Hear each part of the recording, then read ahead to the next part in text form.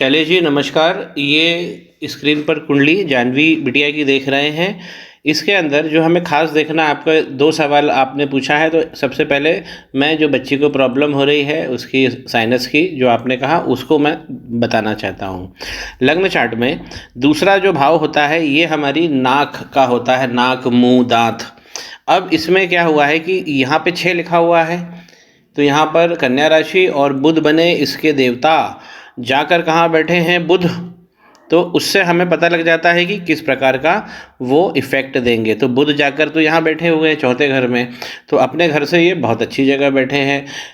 1 2 3 3 घर आगे बैठे हैं, तो ये और जब भी बुध चौथे घर में बैठेंगे तो वाणी की ताकत बहुत अच्छी रहेगी, बुधादित्य योग लगा है। तो यहाँ से तो कोई प्रॉब्लम नहीं दिखती है। लेकिन जब क्या होता है, केतु और मंगल, ये अंगारक दोष लगा हुआ है। मंगल और राहु भगवान भी आमने सामने यहाँ पर देख रहे हैं एक दूसरे को 7वीं दृष्टि से।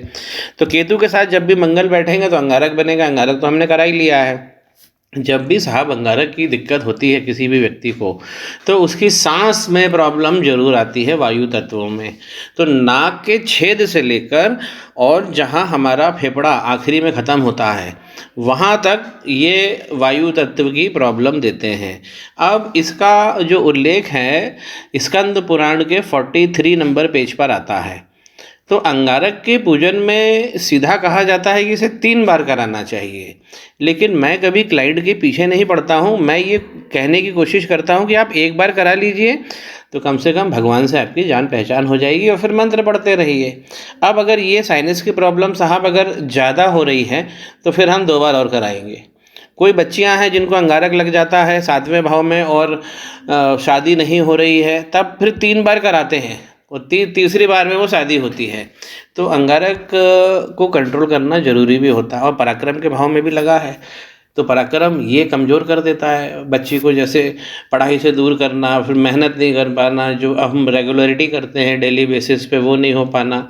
तो ये अंगारक के कारण ही है। हमने इनका दोनों तरीके से वो कर दिया है। अंगारक अगर आप बोलते हैं तो 2 बार और करा लेंगे, 3 बार का उल्लेख ज़रूर होता है।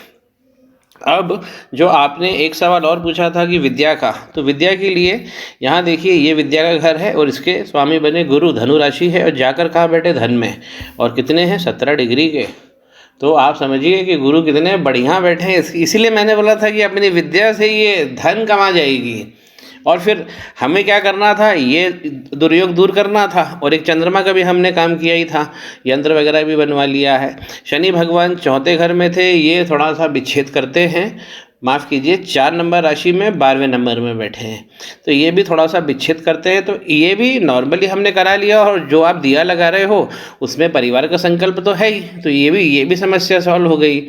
अब केवल वो अंगारक ही रह गया है जो ये वायु तत्व की दिक्कत ये देता है। ब्रीदिंग एपरेटस जो हमारे हैं उसमें दिक्कत देता है। पढ़ाई इस बच्ची की बहुत अच्छी चलेगी, चंद्रमा वगैरह का हमने काम पहले ही कर लिया है।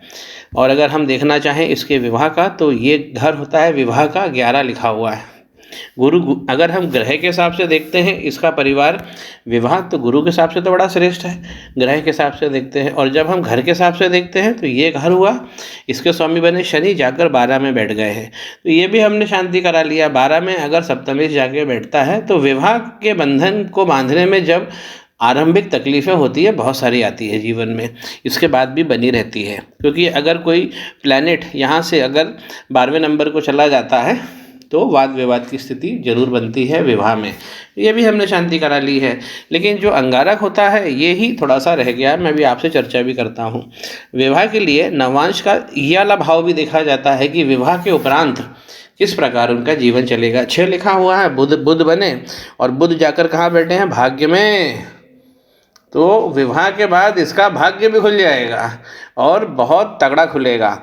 अब एक चीज़ समझिए, 2037 तक 2037 तक राहु की दशा रहेगी, तो इसलिए अंगारक तेज रहेगा भाई साहब।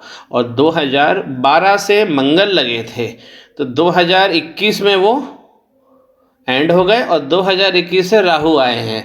अंगारक लगा होता है, और जब राहु की दशा चालू होती है मंगल के बाद, राहु भगवान की दशा मंगल भगवान के बाद आती है।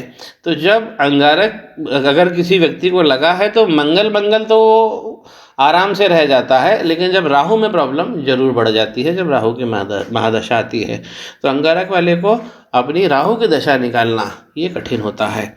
2037 तक है, तो तब तक तो बच्चे की शादी भी हो जाएगी, करियर वगैरह सब बन जाएगा, सेटल भी हो जाएगी। थोड़ी देर में आपसे बात करता हूँ।